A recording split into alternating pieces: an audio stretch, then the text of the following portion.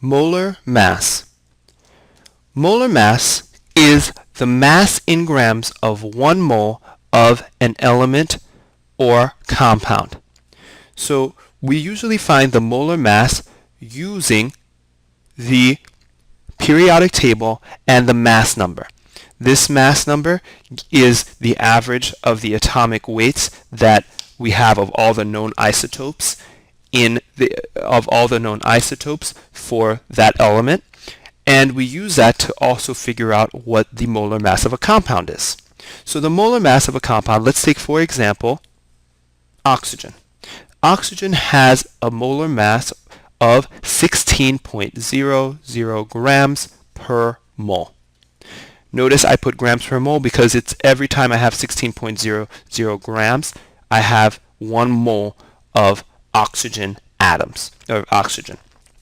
So this 1 mole relates to the Avogadro's number and also provides information about oxygen.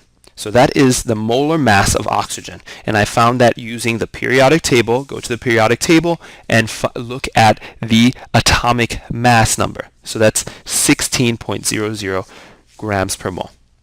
Now we can also find that out for compounds. So when we have things like H2O, we can also find out the molar mass for that compound. What we have to do then is add up the molar masses for each individual atom in that compound.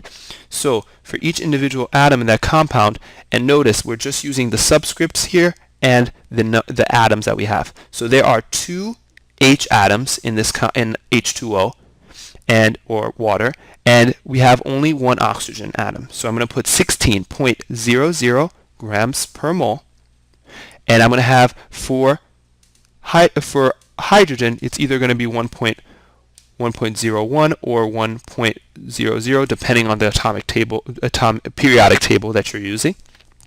So if there's it's 1 gram per mole, we have 2 of them, it's going to be 2.00 grams per mole depending on which one you multiply, because we have to remember that there are 2 hydrogen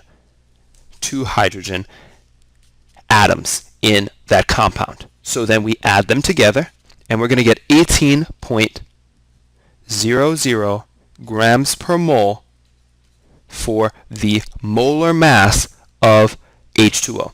So to figure out the molar mass of an element, we just have to go to the periodic table and look at the atomic mass that we have there.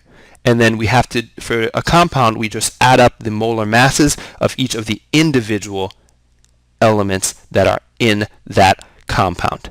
So remember that molar mass in grams, it gives you the mass in grams of 1 mole of an element or a compound. This is going to be very useful for conversions between the grams of a substance that we have to the moles of a substance that we have, and going back from moles to the grams of a substance we have. And it also will help us figure out the number of atoms in a particular sample.